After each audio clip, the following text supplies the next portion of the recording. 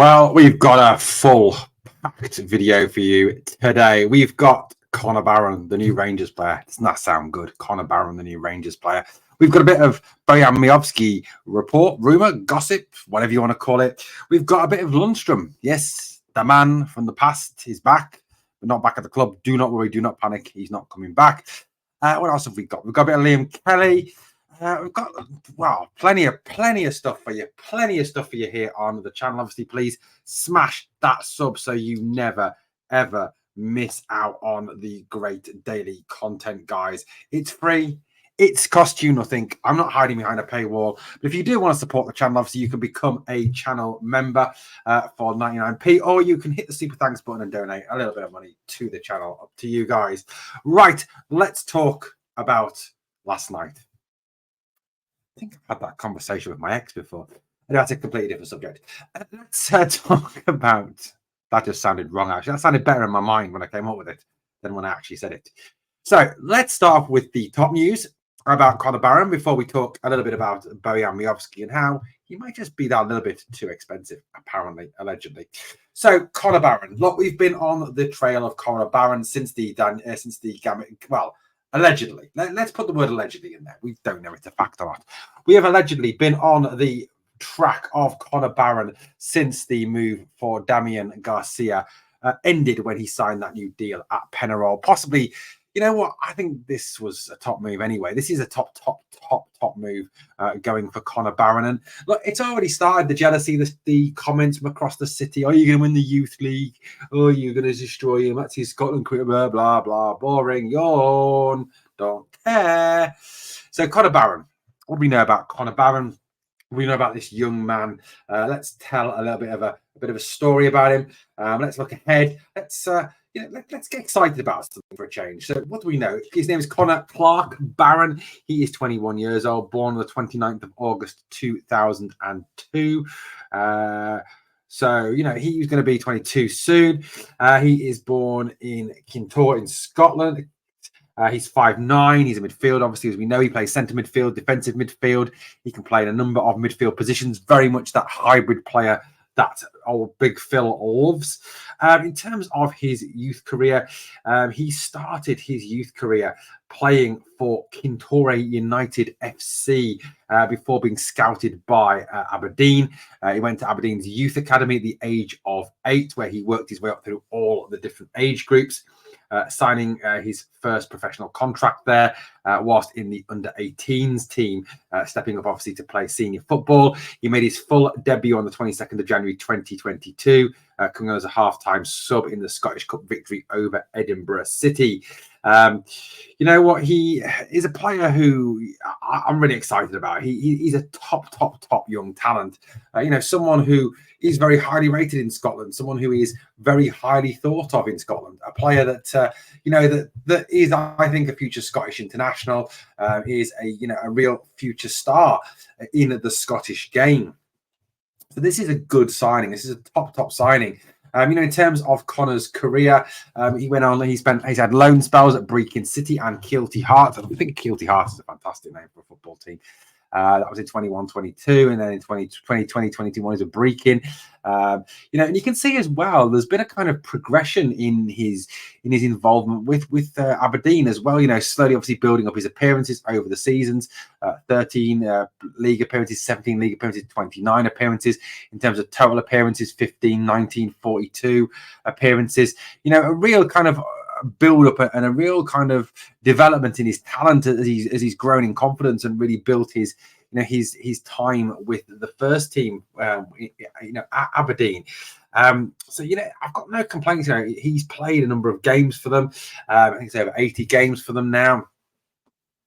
You know, he's a player as well that understands the Scottish Premiership. He understands, you know, what it is to, you know, come up against some of these teams in Scotland, the way they play, the physicality, the low block. You know, he'll see it. I don't obviously they don't experience it at Aberdeen, that he'll likely experience it at Rangers, but, you know, he's seen it. He's obviously put it on as well for Aberdeen against Rangers. You know, he knows as well, you know, what you know, he's seen Rangers up close. He's seen our fans. He understands. I think he'll have a greater understanding of our club. Yes, he will not fully understand what it is to play for the famous RFC until he obviously pulls on this jersey or a similar jersey next season, and obviously runs out at Ibrox for the very first time. And I do honestly think this is a young lad who will have, you know, the chance of actually starting next season. He's a player who has proven this season that he's got the quality, got the talent, and, you know, got the ability to play at the highest level in Scotland, you know. And you know what, I've already had crappy comments on TikTok about this from that lot across the city. They're already bleating about it, but you know, he outplayed Hatate, he outplayed Callum McGregor, the most overrated player in Scotland. He outplayed Matt O'Reilly in that semi-final. He was the best midfielder on the park in that semi-final. And you know, I've got very high aspirations, and you know, this young lad, I think as well, if you think about it, now he has developed and will continue to develop.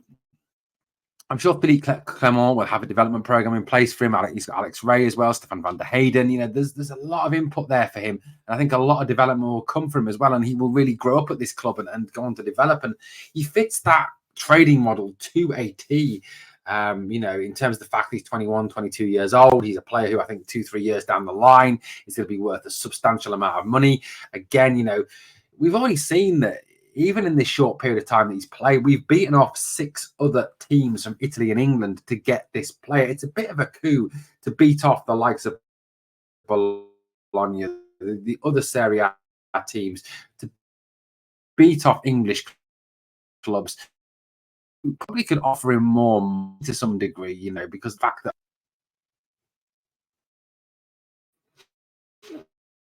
AFL Championship clubs have bigger budgets than us. They are huge teams. You know, they have, because of the new TV deal, a massive amount of money.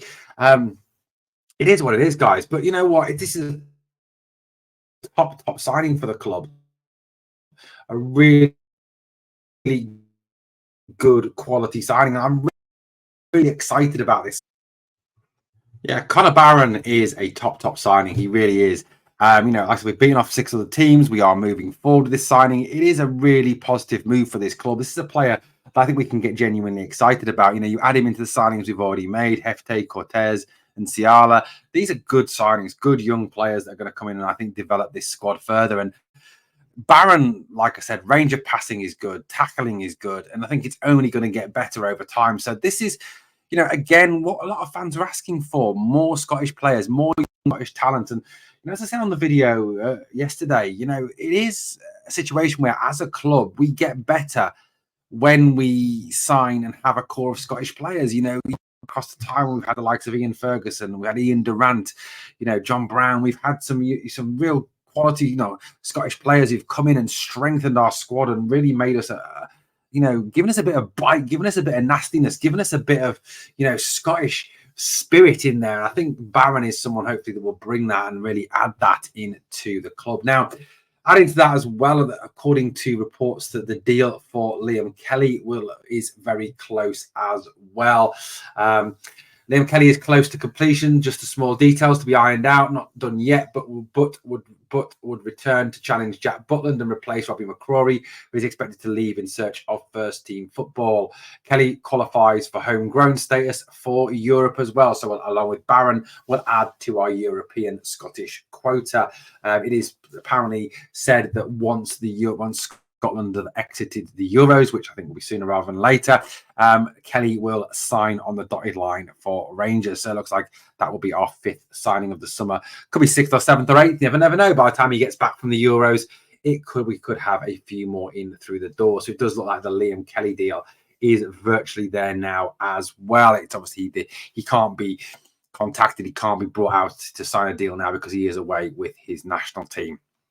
So overall, guys, it's a positive start to this video, a real positive start. You know, Connor Barron, really rate him, really thank looking forward to having him. And like I said, this is as an official source as you can get. And Rangers Review are also running with it as well. These are insiders, these are guys in the know, these are guys who, you know, talk to the club sources. So I've got no doubts in my mind that this deal will be done sooner rather than later. Many people think it will be done before Monday when Rangers return for pre-season training.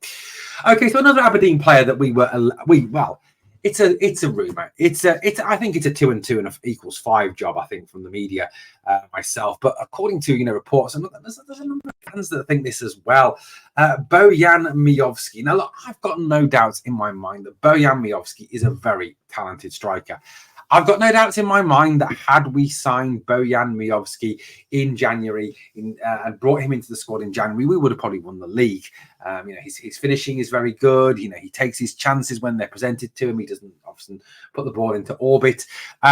He is a top quality striker. He's quick, he's direct, he's good in the air, he's good on the ground. Now, according to reports in England and in Scotland, he is attracting attention from a number of clubs across Europe. Feyenoord was one club that was recently linked with him.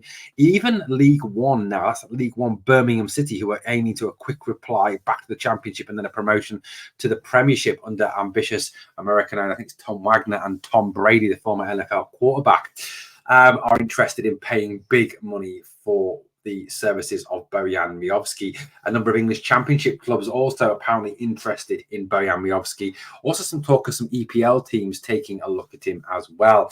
Now, according to reports in the media, Aberdeen would be looking for a substantial fee, bidding starting at around £7 million for the North Macedonian hitman. So many people feel that this, at this moment in time, is way out of Rangers' price range. This is a fee that we could not afford, along with obviously signing bonuses and wages, etc. at this moment in time. 7 million obviously is a lot to pay for a player. But I think the issue really is, and I think there's talk about Albion Rahmani as well, and the club walking away from that deal because of the fact that they want €7.5 million, which is about £7 million for the player, and they want a substantial add-ons added in terms of sell-on clause, which apparently is too rich for Rangers. The rumour is that Rahmani deal will die in the next few days. It seems that the Bojan Miovski deal is very much on that same line, that it would be a deal that would not be attractive to Rangers, and therefore Rangers will not go for it. That is what I am hearing. So, look, it is what it is, but the problem, I think, is this.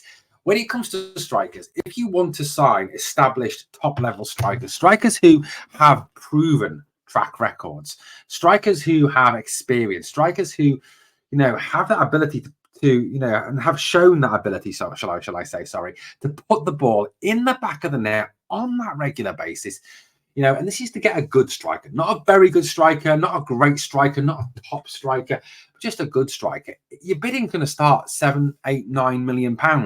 Now, if the board can't find £7, £8, £9 million for a top level, good, and I emphasize the word good striker, like I said, not great, not outstanding, not top level. Top level, you're talking over 100 million. Erling Haaland's, the Vinny Juniors of this world. Even English Championship clubs are paying 12, 15, 18 million pounds for centre forwards. I think Joel Peru went from Swansea to Leeds last season for 12 million pounds. So look, you're looking at substantial amounts of money for players. Ross Stewart went from Sunderland to Southampton, 10 million pounds, and he's always injured. So look, I think this is a good striker costs money. Now, this is a big test for me of the board.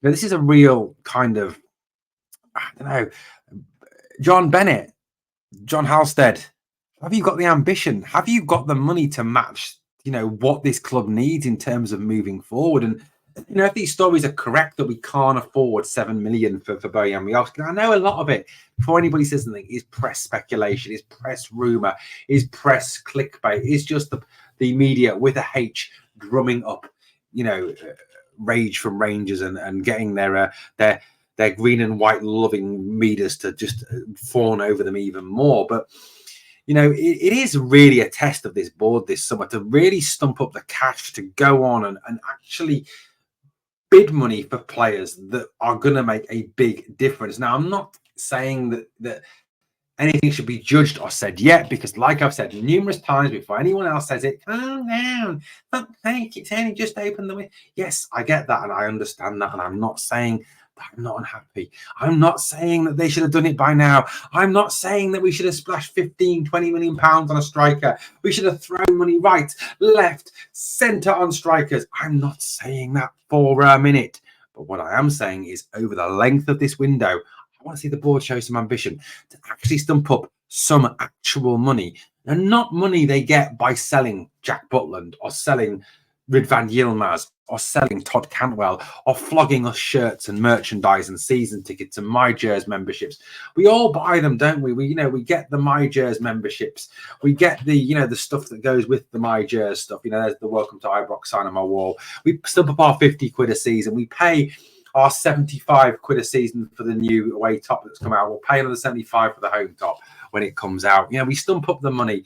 But I want to see them get money that comes from them, not that comes from selling our best players or from us stumping up loads of cash by paying for tickets, paying for this, paying through the nose for that. Spend some money, get your fans in your pockets, get a bit of cash out there, speculate to accumulate.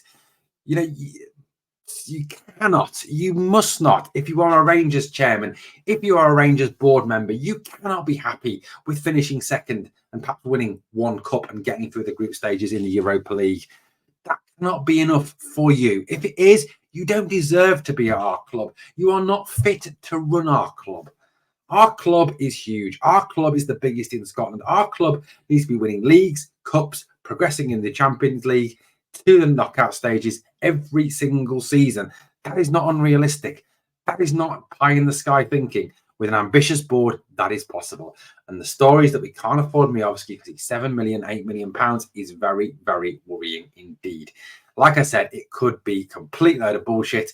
Of course it could. I understand the media in Scotland are naturally biased towards the green and white side. There's even some Rangers podders who I would say are more biased towards the green and white side. Right. Okay, let's move it along a little bit before I get in trouble for saying anything else. Right, John Lundstram. Yes, I know what you're thinking. You're all thinking, oh, God, I thought he'd gone. Why are you bringing him up, Owen? Well, according to reports in the media, John Lundstram will head to Trabzonspor on Sunday for a medical with the Turkish club so that he can link up with his former teammate, Mr. Bojan Barisic. Trabzon, you must be desperate. You must want to play very slow, boring, negative football.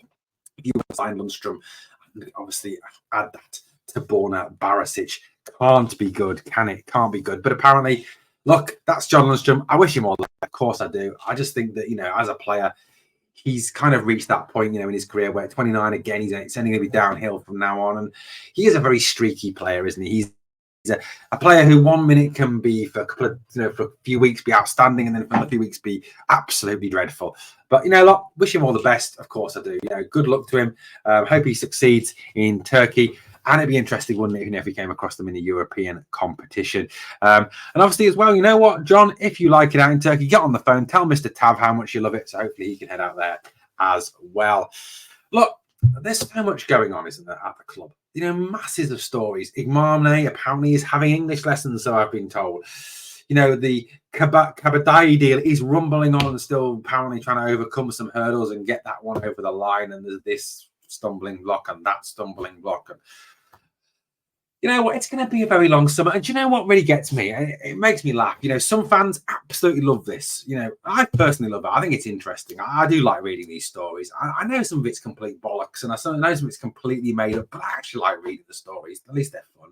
At least they provide you some entertainment through a very boring period where there's no real football being played. And I don't count the Euros as real football. And then you've got fans who absolutely hate this, cannot stand this, genuinely dread this part of the year and would rather not watch, rather not listen, rather not read.